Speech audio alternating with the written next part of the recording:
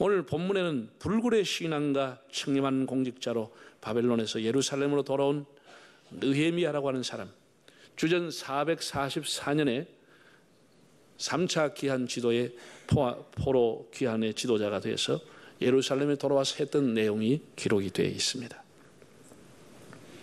미국의 독립선언서에는 느헤미야라고 하는 사람이 독립과 재건의 정신적인 지주로 표현이 됐고, 미국 독립운동의 롤 모델로 느헤미야를 삼을 만큼 귀한 분입니다. 원래 이 사람은 바벨론 포로로 잡혀간 유대인의 후손, 디아스폴라 유대인이죠. 유대인의 후손으로 페르시아 제국의 왕으로부터 신임을 받는 자리에 있었습니다. 지금은 이런 직책이 없지만 왕의 술 맡은 관원이라는 직책이었습니다. 당시의 왕들은 독살 염려가 있어가지고 모든 음식이라든지 술이라도 하는 것을 책임 있는 사람이 다 맛을 보고 이상이 없다, 그런 마지막으로 왕에게 갖다 드렸죠. 우리나라에도 조선시대에 보면 수락관에 제조상공이 있어가지고 다 음식을 살폈죠. 음식을 담당하는, 왕의 음식을 담당하는 장관이었다, 그렇게 보면 되겠습니다. 그러니까 자연히 뭐 왕이 개인이든지 가족이든지 술자리, 혹은 귀빈들과 내신들과 술자리 할 때 당연히 느헤미야가 동석을 했겠죠. 외국의 중요한 사절이 와서 그렇게 만찬할 때도 그 느헤미야가 동석을 할 만큼 느헤미야는 아주 누구보다도 왕의 움직임인, 국가의 최고의 정보를 갖고 있고 왕의 신임을 받고 있는 사람이었습니다. 1장을 보면 그가 그런 귀한 자리에 있었지만 자기 고향 모국이 성벽이 무너져 내렸다고 하는 소식을 듣고 너무 가슴이 아파하는 겁니다. 어쩌면 그거는 자기 고향은 아닙니다. 이미 예루살렘 성이 무너진 지 150년이 지났기 때문에, 그리고 그는 바벨론에서 태어난 사람이기 때문에, 그는 디아스폴라 유대인은 맞지만은 자기의 고향이 예루살렘이라고 할 수 없을 만큼 바벨론에서 자란 사람입니다. 태어난 사람. 그저 자기의 정조부, 고조부의 고향일지언정 자기의 고향은 아닙니다.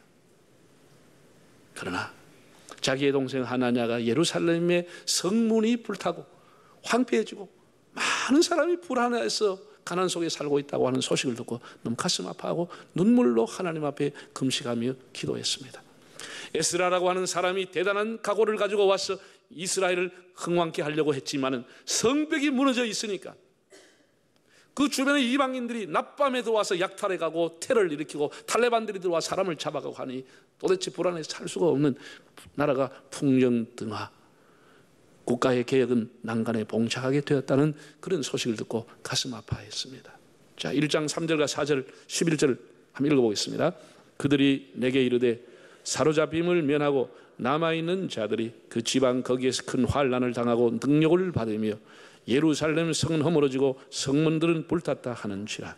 내가 이 말을 듣고 앉아서 울고 수일 동안 슬퍼하며 하늘의 하나님 앞에 금식하며 기도하여 주여 구하오니 귀를 기울이사 종의 기도와 주의 이름을 경외하기를 기뻐하는 종들의 기도를 들으시고 오늘 종이 형통하여 이 사람들 앞에서 은혜를 입게 하옵소서 하였나니 그때 내가 왕의 술관원이 되었느니라. 그 1장에 그 배경이 나와 있습니다. 정말 기가 막힐 일. 자기의 모국에 예루살렘 성벽이 다 무너져 있고 짐승만 드나드는 것이 아니고 이방인들이 드나들면서 하이에나처럼 공격해가고 약탈해가고 사람들이 불안해하고 있다고 하는 것, 조국의 미래가 암담하다고 하는 사실 앞에 그가 기가 막혀서 통곡하며 금식하며 하나님의 긍휼을 구했습니다. 우리가 오늘 느헤미야를 통해서 크게 두 가지를 배울 수가 있는데, 하나는 아무리 나라를 위한 일이고 아무리 급한 일이고 아무리 명분 있고 하급하게 시간을 다툰 일이라 할지라도 느헤미야는 당장 행동한 것이 아니고 하나님 앞에 기도했습니다. 기도했다고 하는 사실입니다. 하나님 앞에 묻는 기도의 시간을 가졌습니다. 우리는 내가 결단하고 행동할 때 하나님이 옆에서 도와주실 것을 기대하지만은 결단하고 행동하기 전에 반드시 하나님의 사람들의 공통점은 기도했다는 사실입니다. 하나님 앞에 먼저 기도하고 여러 날 하나님 앞에 무릎을 꿇고 때로는 금식하면서 준비하는 기도의 시간을 가지고 난 이후에 행동했다는 것을 보게 됩니다. 하나님께서 우리가 기도하는 동안에 하나님이 환경을 만들어 주시는 겁니다. 나를 가장 쓰기 좋을 시간까지 하나님이 주변을 정리해 주시는 겁니다. 사람을 움직이시고 인사이동을 시켜주시고 하나님을 더욱 신뢰하게 하고 더 겸손하게 해가지고 하나님이 일할 만한 때를 만들어 주시는 거예요. 예. 여러분 성경을 잘 보시면 1장 1절과 2장 1절을 보면은 한 4개월 내지 5개월 정도의 차이가 나는데 1장 1절을 보면 이 소식을 들었을 때 기가 막힌 소식을 들었을 때가 기스르월이었다. 기스르월은 우리 달로 계산하면 12월쯤 됩니다. 12월에 이 소식을 들었어요. 울면서 애통해 기도했습니다. 그리고 2장 1절에 보면 니산월에, 니산월은 지금으로 말하면 4월인 4월. 그러니까 느헤미야가 4개월 내지 5개월 동안 하나님 앞에 기도하고 난 이후에 2장 1절에 니산월에 행동하게 됩니다. 자, 여러분 7절 한번 읽어보실까요? 7절. 내가 또 왕에게 아뢰되 왕이 만일 좋게 여기시거든 강 서쪽 총독들에게 내리시는 조서를 내게 주사 그들이 나를 용납하여 유다에 들어가게까지 통과하게 하시고. 자, 여기 조서라고 하는 말과 통과라고 하는 말이 나옵니다. 제가 어제 이 말씀을 읽고 묵상하면서 놀라운 것을 깨달았습니다. 놀라운 것을. 자, 이 조서라고 하는 말 영어 성경에 보면 이게 레터라 편지라고 나와 있습니다. 왕의 친서를 요구한 거예요. 느헤미야가 제가 여러 나라를 거쳐서 예루살렘에 가야 하는데 여러 총독들을 거쳐서 가야 되는데 그 폐하 통과할 수 있는 친서를 주십시오. 친서를 요구한 거예요. 친서를. 왕의 편지를 요구한 거예요. 여러분 해외여행을 하실 때 꼭 여러분이 가져가야 할 필수품이 뭐죠? 예? 돈보다 달러보다 더 귀한 것은 여권입니다. 여권 없으면 여행 일체무합니다. 아마 공항에 내리면 거기서 그냥 자폐가 돌아오든지 뭐 어떻게 하는 거예요. 여권은 반드시 가요. 그래서 해외여행하면 아침에 딱 일어날 때 여보를 챙겨야 돼. 여권과 보따리 여보야. 다른 거 다 잃어도 괜찮아. 따라합시다. 여보를 챙기자.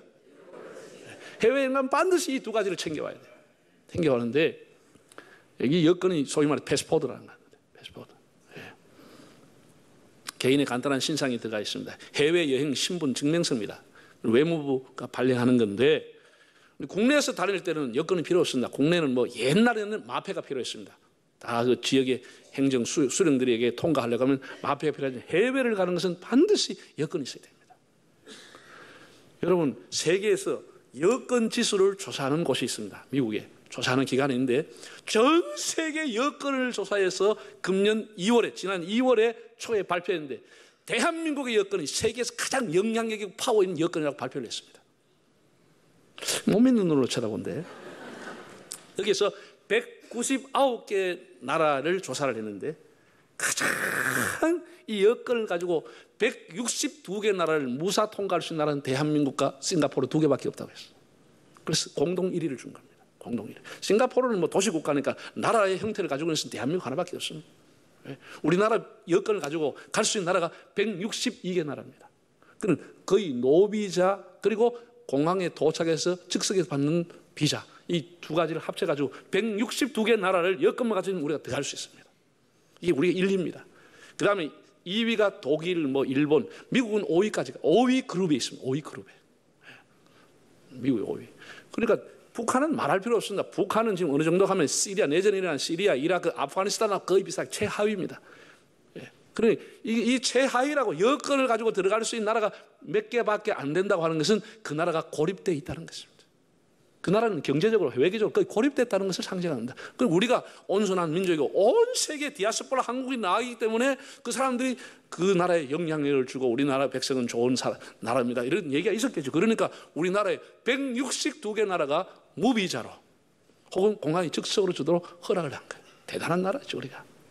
대단한 나라입니다. 자, 그런데 더 중요한 것은 세계 여건의 원조가 누구냐? 바로 이 느헤미야라고 하는 겁니다. 느헤미야라고 하는 거예요. 왜? 이 사람이 조서를 요구했다는 거예요. 통과할 수 있는 왕의 친서, 이게 바로 여건입니다. 여러분이 가지고 있는 여건이 대통령 도장이 안 찍혀 있지만 외무부 장관 도장이 찍혀 있지만 결국은 대통령이 허락해 준 겁니다. 장관이 허락해 준 겁니다. 우리 각각 가지고 있는 것은 대통령이 허락해 준 것과 똑같은 겁니다. 왕의 친서를 가지고 있는 여권을 가지고 1000km를 출발했던 사람이 느헤미야라는 사람. 그러니까 이 성경에는 별의별 게 다 있는데 여권의 원조도 느헤미야라고 하는 사람. 대단하죠, 느헤미야가. 예. 그래가지고 이 사람이 이제 한번 보세요. 자, 8절에 10절 한번 읽어보세요. 또 왕의 살림 감독 아삽에게 조서를 내리사 그가 성전에 속한 영문의 문과 성곽과 내가 들어갈 집을 위하여 들보로 쓸 제목을 내게 주게 하였소 하며 네 하나님 선한 손이 나를 도우심으로 왕이 허락하고 군대의 장관과 마병을 보내어 나와 함께 하시기로 내가 강 서쪽에 있는 총독들에게 이르러 왕의 조서를 전하였더니 10절 호론 사람 산발락과 종이었던 암몬 사람 도비아가 이스라엘 자손을 흥왕하게 하려는 사람이 왔다 함을 듣고 심히 근심하더라. 네. 느헤미야의 일관된 내용은 뭐냐? 참 왕이 얼마나 왕후가 있으니까 한번 좀 재볼라고 그냥 원하는 살림 어떤 남 목재 다 가가라 마병 필요하면 여기 사령관 좀 데려가라 이제 신변을 보호할 수 다 조치를 다 해줬습니다. 그래가지고 비자까지 받아가지고 왕의 친서까지 받아가지고 출발한 겁니다. 출발했는데 그가 이렇게 얘기합니다. 내 하나님의 선한 손이 나를 도우셔서.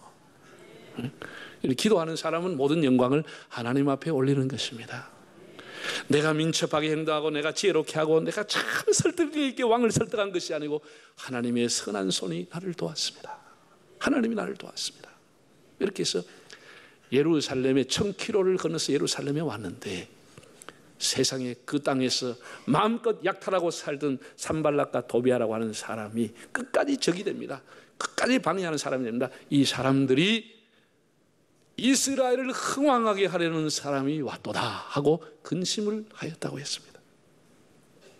여러분, 느헤미야는 선지자가 아닙니다. 제사장도 아닙니다. 그는 국가의 공직자였습니다. 유대 총독으로 임명받아온 공직자였습니다. 그러나 그의 리더십에는 기도하는 리더십, 참을 줄 아는 리더십, 때를 기다리는 리더십, 하나님 앞에 영광을 돌리는 리더십을 가슴에 품고 있는 사람입니다. 그래서 이 느헤미야의 리더십을 우리가 공부하게 되는 겁니다. 정말 대단한 사람 아닙니까? 예. 쉽게 말하면 평신도예요. 평신도. 제사장도 아니에요. 선지자도 아니에요. 공직자에 불과해서 공직자. 그런데 이 사람이 살아가는 것은 어떤 사람 못지않게 하나님 앞에 믿음으로 살고 하나님의 선한 손이 나를 도와주셨습니다. 이렇게 고백한 거예요. 그래서 이 사람이 왔는데 산발락과 도비아라고 하는 사람이 이스라엘을 흥왕케 하는 사람이 왔도다 하고 근심하면서 모의를 하고 작당을 하면서 어떻게 하든지 느헤미야를 죽이려고 하고 느헤미야의 일을 방해하려고 한 거예요. 투서를 하고 모함을 하고 어느 평지에서 만나자 해서 암살 계획을 하고 계속해서 방해하는 거예요. 네. 이게 흥왕이라고 하는 단어를 제가 히브리어를 찾아보니까 토브라고 하는 단어가 되어 있습니다. 토브는 참 영어로 하면 재미있어요. 영어에서 유일하게 성경에 나오는 복지라고 하는 단어가 이 흥왕이라는 단어. 웰페어, 복지, 번영, 선함 이런 뜻을 가지고 있는 게 토브라는 단어입니다. 선하다, 번영하다, 부흥하다, 복지 이런 뜻을 정말 이스라엘 백성을 아브라함 시대와 같이 가나안 복지로 만들 사람, 이스라엘을 부흥시킬 사람, 번영시킬 사람이 왔다 이렇게 하고 근심을 하면서 방해하기 시작. 그러나 불굴의 의지와 신앙을 가진 느헤미야는 이 4km에 해당하는 성벽을 다 구간별로 나누어 가지고 이 구간은 어느 종족이 책임지고 어느 집안이 책임지고 다 이렇게 나누어서 52일 동안 무너진 성벽을 완전히 중수해버렸다. 이렇게 기록이 되어 있습니다. 그러니까 성벽을 재건하는 것이 목적이 아니었죠. 성벽을 재건한 후에 에스라라고 하는 학사 겸 제사장을 초청해서 영적인 부흥 사경회를 해서 심령을 재건하고 영혼을 재건하는 데 헌신하게 된 것이 기록되어 있습니다. 성벽을 재건하고 이스라엘을 정말 영적으로 흥왕케 했던 사람 중에 한 사람이 느헤미야라고 하는 사람입니다. 성경에 보면 노아, 아브라함, 이삭, 야곱, 모세, 다윗 이런 사람들은 이스라엘을 흥왕시킨 사람. 바울, 베드로, 요한 이런 사람은 예수 그리스도의 나라를 흥왕하게 하고 복음을 전했던 사람입니다. 예? 여러분, 우리나라 역사 속에서 나라를 흥왕케 한 사람도 있고 나라를 패망케 하는데 앞장선 사람도 있습니다.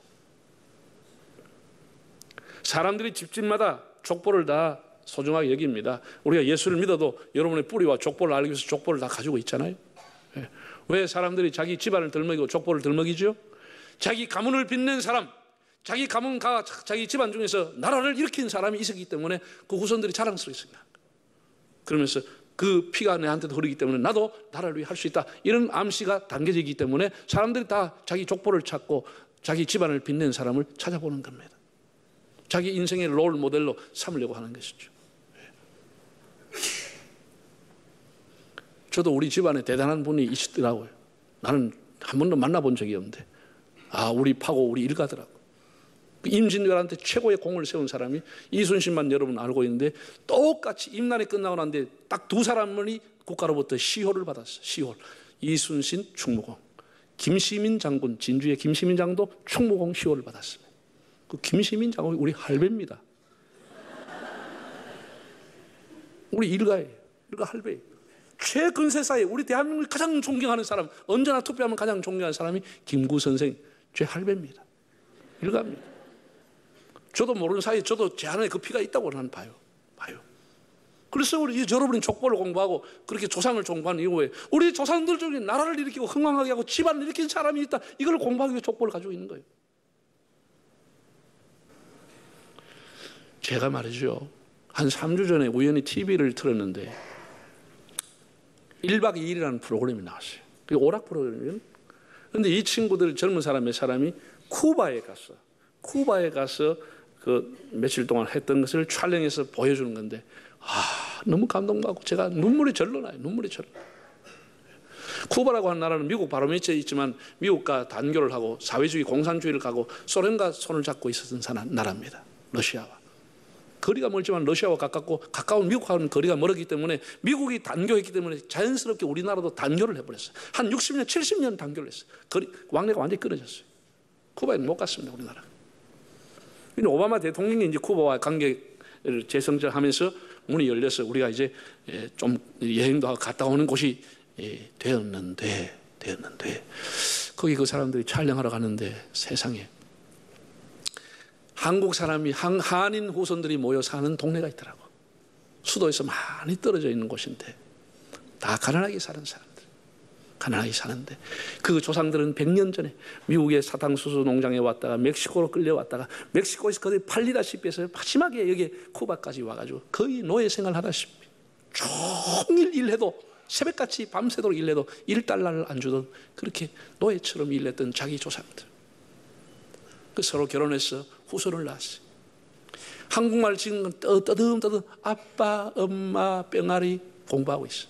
자기들끼리 문화원을 만들어서 나라에서 지원해 주는 것도 아니고 한국의 전통적인 한복을 입고 사람들이 가니까 나리랑을 불러주고 그러면서 자기들이 공부하는 이렇게 한국말 떠듬떠듬 하는 것을 얘기해 주는 거예요. 그러면 한 얘기가 뭔지 아세요? 우리를 잊지 않고 찾아주셔서 감사합니다. 그러더라고요. 사실은 우리가 더 미안하지. 우리가 그동안 대통령이 여럿이 있었고 장관들이 수없이 많았지만 다 잊어버렸지. 그 사람들 우리가 잊어버리고 살았지. 그래도 그들은 우리를 잊지 않고 찾아와줘서 감사하다고. 그 쿠바에 살고 있던 그 농장에서 노예처럼 살았던 그들이 하와이에 독립운동한다는 소식을 듣고 100만 불을 보내고 전 재산을 다 모아가지고 나라가 없는 민족은 이렇게 노예처럼 살아가는 거다. 우리 잘 살면 뭐하냐, 돈 다 있는 거 다가와라 모아가지고 하와이 돈 보내고 상해 임시정부에 동부했어. 군자금을 보내줬어. 정말 너무 감격스럽다. 나라가 해준 게 아무것도 없는데, 해준 게 없는데 그런 사람들이 나라를 흥왕케 한 사람들입니다. 여러분이 기회 있으면 블라디보스톡 연해주라고 하는 것을 가보세요. 그 연해주라고 하는 것은 지금 러시아 영토로 되어 있지만 거기가 우리나라의 독립운동하는 사람이 마지막 쫓겨간 곳이 연해주예요. 거기서 독립운동을 했어요. 그 후손들이 다 거기가 독립운동의 후손의 자손들입니다. 그 사람들이 어느 날 밤에 러시아 정책에 의해서 소련 정책에 의해서 캄캄한 밤에 열차에 다 집어 타가지고 보따리 하나 제대로 못 챙겨 밤에 다 태워가지고 24시간 30시간 달려가지고 갖다 내려놓은 것이 카자흐스탄 그 시커먼 대륙 벌판에, 추운 벌판에 내려놔보고 살든지 죽든지 마음대로 내버려버렸어요. 거기서 굶어 죽고 추워 죽고, 그래도 살아남은 사람들끼리 씨앗을 구해와서 땅을, 얼었던 땅을 파가지고 나라를, 그 지역을 일으켜가지고 고려인이라는 이름으로 살아가고 있어. 명절이 되면 같이 모여 설날을 즐기고 떡국을 해먹고 김치를 해먹고 한복을 입고 아리랑 노래를 부르면서 고려인으로 살아가고 있어.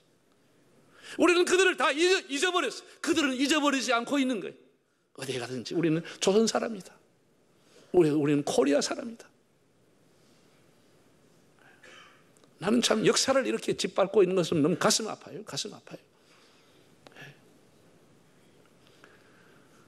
훈장을 다 줘도 모자랄 사람들인데 너무 가슴 아프지 않아요?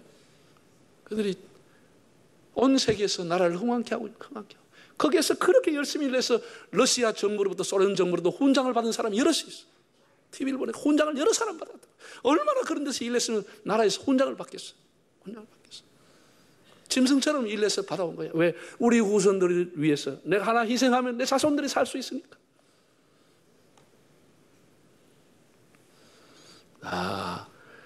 가난하고 쫓겨나냈고 비참하게 고문받고 죽었지만 역사는 그들을 흥왕케 한 사람으로 기억하고 있습니다. 사람들은 조금만 잘 때면 자신을 흥왕하게 하지 나라를 흥왕하게 하려고 생각하지 않습니다.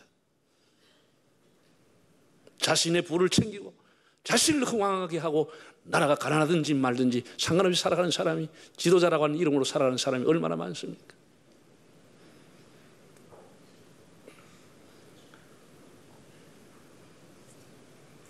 지난 주 21일 날 세계적인 복음 전도자인 미국의 빌리 그레이엄 목사님이 100세를 일기로 하나님의 부름을 받았습니다. 우리나라도 여러 번 다녀가시면서 복음 전도 집회를 하셨습니다. 한국 교회 부흥에 크게 기여하시고 전 세계에서도 그의 설교로 전도로 수백만 명이 하나님 앞에 돌아온 진정한 복음 전도주의자입니다. 그런 진정한 하나님의 종으로 많은 사람의 영혼을 흥왕케 한 목사님이었습니다. 여러분이 어떤 자리에 있든지 어떤 직업에 종사하든지 여러분이 그 직업과 공동체를 그리고 나라를 빛내는 사람이 되시기를 바랍니다.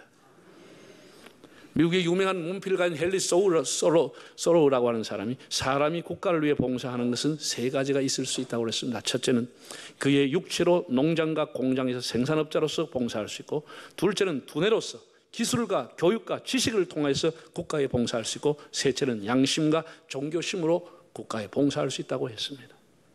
동작동 국립묘지에 가면 이 나라를 흥왕케 하기 위해서 목숨을 바쳤던 사람들의 무덤이 있습니다.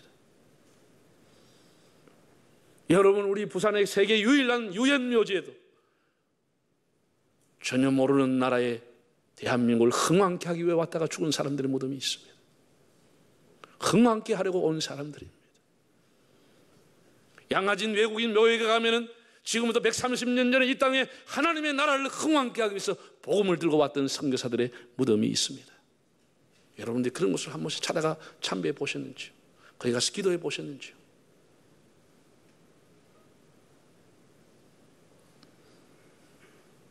가는 곳마다 직장에 기독교 신회를 만들거나 학원 복음화를 위해서, 실업인 복음화를 위해 수고하시는 분들은 다 하나님의 나라를 흥왕케 하는 사람들입니다.